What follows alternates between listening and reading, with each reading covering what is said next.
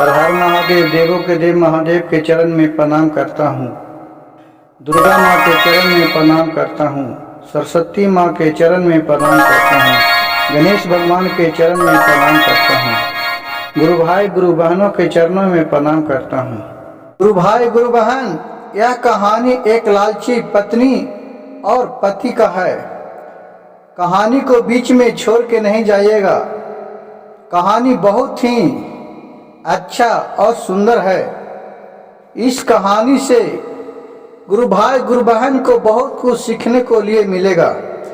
एक गांव में रमेश नाम के एक पति और एक पत्नी रहता था। बेचारा रमेश बहुत ही परिश्रमी और सच्चा दिल के आदमी था। वो दिन भर काम करता था और अपने पत्नी को लाकर शाम को दे देता था कि जिससे खा पी के दोनों परिवार अच्छा तरी रहे। और वो अपने पत्नी को चाहता था कि सब घड़ी में अपने पत्नी को खुश रखूं, किसी भी चीज का उसको तकलीफ नहीं होने जो दूं। वो अपने समझ में एक बात को रखता था। एक दिन के बात हुआ कि रमेश घूमते घूमते एक जंगल में गया। जंगल में देख रहा है कि एक शिवलिंग है पड़ा हुआ, जिस पे बहुत सा कचरा लगा हुआ है। जंगल को जो भी पेड़ पौधा को पत्ता गिरा था वो सब सड़ा हुआ था उसके अगल बगल में, क्योंकि वो शिवलिंग को बहुत दिनों से कोई सेवा टहल नहीं किया था। बहुत पुराना शिवलिंग पड़ा हुआ था। उस पर ए रमेश को ममता आ गया। वो शिवलिंग को पूरा साफ सुथरा किया। उसी को बगल में तालाब था, तालाब में से पानी लाया और शिवलिंग को धोया और धो के पूरा बेस्तरी स्वच्छ हो गया।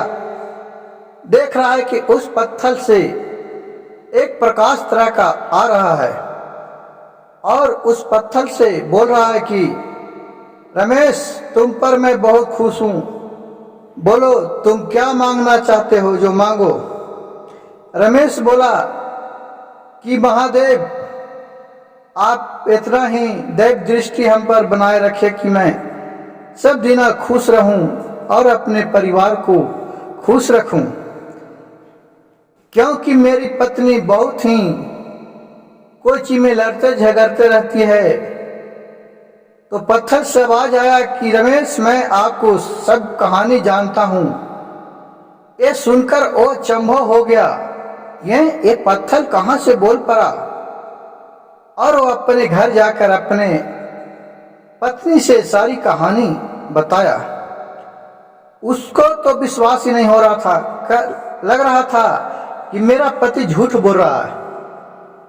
आज तक कितने शिव चर्चा होता है, बहुत सा लोग जाते हैं शिव भगवान से दर्शन करने के लिए, बहुत बाहरी यज्ञ होता है, लेकिन कहूँ तो शिव भगवान से कोई बात नहीं किया है।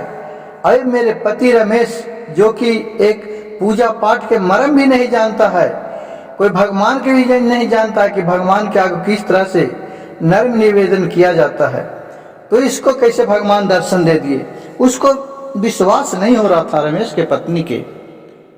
इतना बात सुनकर रमेश के पत्नी बोली, ये आपको मालूम है जब भगवान आपसे दर्शन हुए तो आप जे मांगिएगा जे भगवान आपको दे देंगे। रमेश बोला, ये कैसे होगा। तो हाँ, तुमको तो मालूम है कि हम कितना गरीब आदमी हैं। हमारे पास एक मिट्टी का मकान है। जाके कम से कम भगवान से आप कहिए कि हमको 2 तल्ला मकान बना दे, तब हम जानेंगे कि हाँ वो पत्थर में जान है और पत्थर आपसे बात करता है। कहा कि ठीक है। रमेश ने बोला कि सुनो जी, जो हमको है उसमें हम लोग को खुश रहना चाहिए। हम लोग बड़ा मकान लेके क्या करेंगे। पत्नी ने बोली कि सुनिए, हमको ये सब कुछ सुनना नहीं है, हमको चाहिए तो चाहिए। कहा ठीक है। फिर वहां से रमेश चले जाते हैं। उस आके लिंग के पास बोलते हैं रमेश, महादेव प्रभु सुनते हैं। पत्थर से आवाज आता कि हाँ बोलो। मेरे पत्नी बहुत ही रुष्ट है, वो दुखी है, वो बोल रही है कि हमको तुम अपने भगवान से बोलो कि दुतल्ला मकान बना दे। बोले शंकर जी जाओ, हो जाएगा, मैं समझ गया आपको बात। वहां से लौट के आता है तो देख रहा है कि बड़ा बड़ा फाटक बना हुआ है, दुतल्ला मकान लगा हुआ है, खिड़की उड़की सब लगा हुआ है। ये सब देख के रमेश अचंभव हो गया, कहा कि ठीक है। और गया तो अंदर पत्नी को देख रहा है। वो पत्नी बहुत खुश थी। फिर कुछ दिन रहा, फिर रमेश के पत्नी बोलती है कि जी अब हमको ये दुतल्ला मकान से कारोबार नहीं चलता है, हमको अब नहीं आ रहा है, मन उबिया गया है। अब हमको जाके अपने भगवान से मांगो कि हमको सोना का महल चाहिए। कहा रमेश क्या ये बात बोलती है जी? तो रमेश के पत्नी ने बोली कि अगर नहीं जाएगी तो आज के बाद हम तुमसे बोला नहीं करूंगा। तुम तो बोले थे कि भगवान से हम जे बोलेंगे जे हमको भगवान सुनेंगे, तो आप जाके बोलिए, नहीं तो आज से बोला चाली बंद। ये सब बात सुनकर रमेश बहुत दुखी हो गया। और फिर उसके पास तो वहां जाने मांगने के सिवाय और तो कुछ बचा नहीं था। फिर वो चल लिया जंगल में। फिर उस महादेव के पास पहुंचा शंकर। ए रमेश, बोले महादेव सुन रहे हैं मेरे बात को? महादेव बोले कि हाँ बोलो, अब क्या हो गया? बोले कि महादेव मेरे पत्नी बोली कि अब जाके शंकर जी से तुम हमारे रहने के लिए सोना का महल बनवा दो। कहा कि जाओ, वैसा ही हो जाएगा। और फिर वहां से रमेश अपने आया तो देख रहा है कि सोना का महल, बड़े बड़े फाटक, नौकर चाकर पूरा लगा हुआ है। और इसका जो औरत है जो सिंहासन पर बैठा हुआ है, दोनों साइड से पंखा डुलाया जा रहा है। ये सब देखकर उसको तो अचंभव हो गया और फिर रहने लगा। एक दिन के बात हुआ कि उसका औरत सोया हुआ था, सुतल सुतल पूरा बिहान हो गया, 9 बज गया। सब कोई नौकर चाकर उठ गया, लेकिन वो अपने महल में सोया हुआ थी। इतना दिन उठ जाने के बाद रमेश फिर देखा कि अभी मेरी पत्नी नहीं उठी है। वो जाको देख रहा है रूम में तो अपने बिस्तर पर आराम से सोई हुई है, खराटा मार रही है। इसको बहुत कस के गुस्सा आया। इधर से क्या किया कि एक बाल्टी पानी ले गया और जाके अपने पत्नी के ऊपर उछल दिया। उसके बाद उसको पत्नी उठा अकबकाइल और बहुत गुस्सा में बोला कौन हम पर पानी छीट दिए? बोला रमेश इतना टाइम हो गया है, अभी तक आप सोते हुए हैं। बोला कि केक बज गया? कहा कि देखो 9 बज गया, पूरा दिन यहाँ आ गया। इसको देखकर रमेश के पत्नी को बहुत गुस्सा आया और बोला कि अब ऐसे नहीं होगा। अब क्यों न कि मैं जो चंद्रमा के कहूँ वो चंद्रमा सुने, जो सूरज के कहूँ वो सूरज सुने।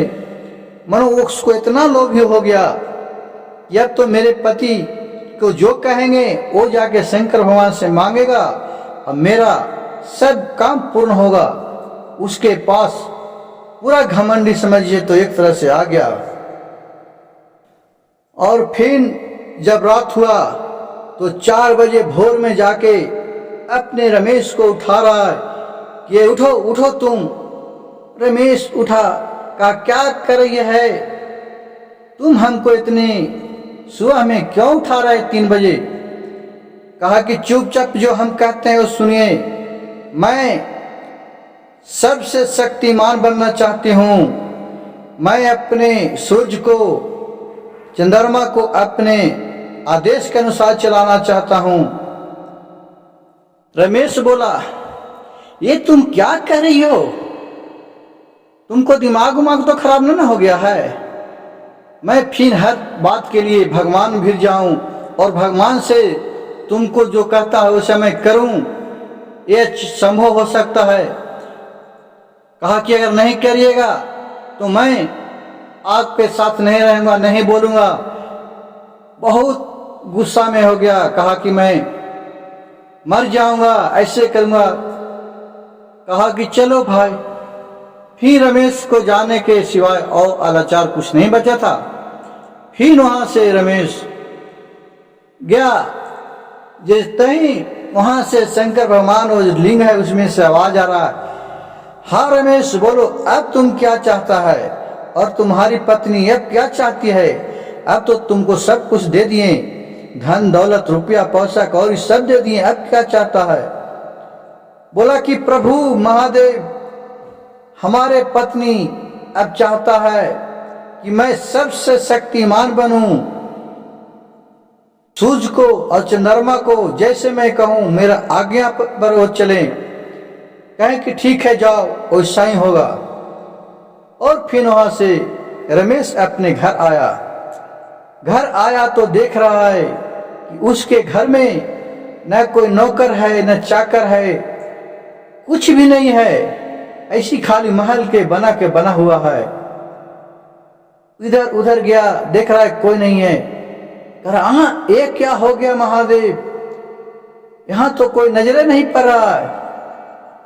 फिर वो पीछे पांव धोखते हुए फिर महादेव के पास गए और बोले, हे महादेव, मेरे आवाज सुन रहे हैं? फिर पत्थर से आवाज आता है, लिंग से, बोलो रमेश अब क्या हुआ?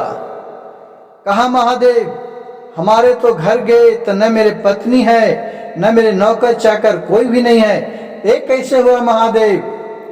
महादेव ने बोले कि रमेश, जो सबसे शक्तिमान रहता है वो सभी आदमी को नहीं लौटता है, उसको कोई नहीं देख सकता है। जैसे हम लोग देवता देवी हैं, शक्तिमान हैं, तो हम लोग के कोई नहीं देख सकता है। इसीलिए सूर्य पर और चंद्रमा पर काबू करने के लिए वो शक्तिमान होना चाहती, तो वो शक्तिमान हो गई, वो सबसे अदृष्ट हो गई। अब उसको तुम नहीं कभी देख सकता है। ये सुनकर रमेश बहुत सब पटक पटक कर रोने लगे। बहुत रोते हुए रमेश बोला, महादेव, अब मेरे पत्नी तो नजर नहीं आ रही है, अब हमको पत्नी के तू लौटा दीजिए। महादेव बोले कि ये असंभव हो सकता है, मैं तो उसको सब शक्तिमान बना दिया। कहा कि नहीं प्रभु, अब अपने वो जो रमेश बोले, महादेव आपने तो मेरे पत्नी को सारी इच्छा पूरी कर दिए, कम से कम मेरा इच्छा भी एक पूरा कर दीजिए महादेव। मैं से पत्थर से फिर आवाज आया, बोलो रमेश अब तुम क्या चाहता है? रमेश बोले, महादेव, मैं अब अपने पत्नी के साथ हंसी खुशी जीवन बिताना चाहते हैं, अब मेरे पत्नी को लौटा दीजिए। हमको उसको सर्वशक्तिमान नहीं बनना पसंद है, हम जहां भी रहेंगे अपना खुशी खुशी रहें, यही हमको आपसे वरदान दीजिए महादेव। बोले कि एवं अस्तु, जाओ तुम घर जाओ। और जब वापस जाता है रमेश तो देख रहा है कि पहले के जैसा उसका घर हो गया है और दरवाजे पर उसका पत्नी रमेश का इंतजार कर रहा है। जब रमेश पर नजर पड़ा उधर से उसकी पत्नी धौरी धौरी आई और रमेश के गले में लपटा गया और बोला, हे नाथ, हे प्रभु, आप हमको क्षमा कर दीजिए, मैं अपने खुशी के लिए आपको बहुत परेशान किए, बहुत तकलीफ दिए, वो सब हमें को आप क्षमा कर दीजिए। इसके पत्नी बोली कि मैं ये तो मान चुका हूं कि खुशी कुछ धन दौलत से नहीं मिलता है। खुशी जब हम दोनों परिवार रहते हैं, भले एक टाइम एक बरगद के नीचे, एक पेड़ के नीचे दोपहर में जिस तरह बैठे रहते हैं, जंगल में हवा सुहावन चलत रहता है, उसी तरह हम दोनों पति और पत्नी का प्रेम से भर के और कोई खुशी नहीं है। धन दौलत ये तो सब लोभ है, ये सब दुख का कारण है। जिसके पास संतोष नहीं है उसके पास धन दौलत भी रह के कुछ नहीं होता है।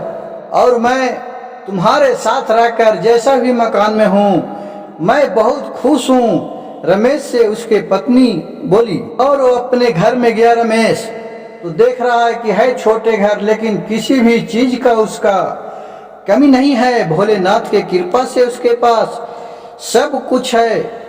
और पति और पत्नी दोनों बहुत ही प्यार से रहने लगे। गुरु भाई गुरु बहन, इस कहानी से हम लोग को यह सीख मिलता है कि हमारे मेहनत से जो भी कुछ मिले उससे हमको खुश रहना चाहिए। लालच से केवल पछतावा होता है और कुछ भी नहीं मिलता है। मेरे वीडियो अच्छा लगे तो चैनल को सब्सक्राइब कीजिए, लाइक कीजिए और शेयर कीजिए। हर हर महादेव, घर घर महादेव।